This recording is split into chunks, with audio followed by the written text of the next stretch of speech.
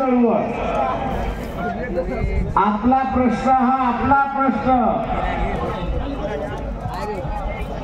आणि आपला प्रश्न सोडवणं हे आपणच सोडवू शकतो, दुसरा कोणीच सोडवू शकत नाही. हे 70 वर्षामध्ये आपण या ठिकाणी पाहिलेलं. आपला प्रश्न काय? साधा आणि सोपा असणारा प्रश्न आहे. साधा आणि सोपा असणारा प्रश्न आहे आणि तो म्हणजे की आम्हाला मिळालेलं आरक्षण आम्हाला टिकवायचं आहे. आम्हाला मिळालेलं आरक्षण आम्हाला टिकवायचं आहे. शासनाला कुणालाही आरक्षण द्यायचं असेल तर त्यांनी त्याचं वेगळं ताट करावं आणि त्या वेगळ्या ताटामध्ये त्याला आरक्षण द्यावं ही आपली असणारी साधी सुधी मागणी. ए भैया टोपी खाली बस जरा.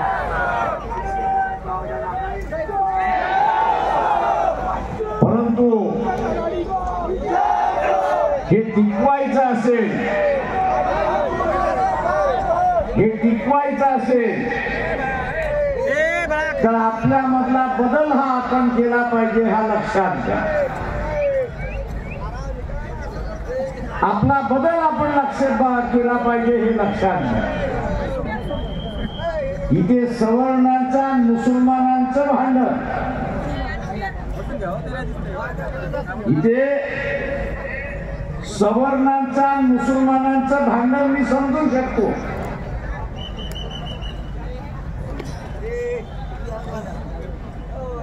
ते आपणही समजावून घेतलं पाहिजे. ते भांडण काय आहे?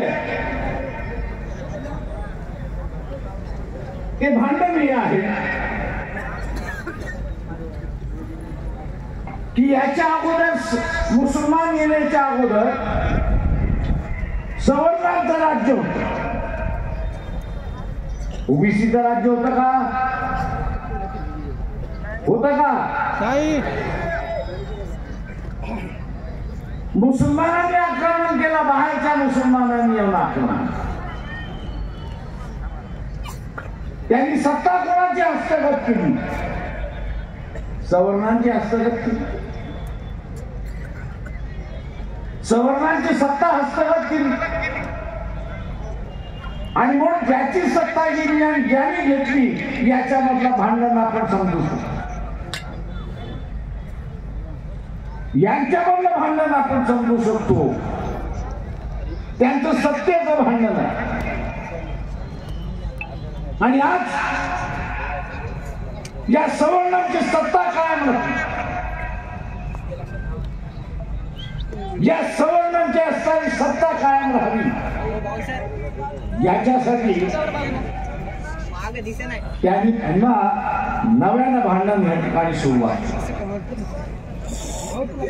नव्यानं भांडण काय सुरुवात करायची? तो मुसलमान आहे आणि आपण हिंदू.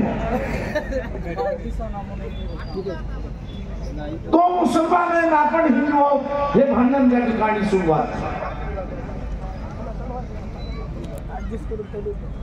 आणि मुसलमान सत्तेवरती आला नाही पाहिजे म्हणून तुम्ही मलाच सत्तेवरती बसवा अशी असताना परिस्थिती.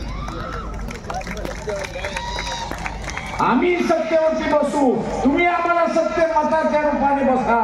आता भूमिका आपली बदलली पाहिजे आणि ती म्हणजे मीच सत्तेवरती बसेल असं ओबीसी आणि भाटक्यांनी ठरवलं.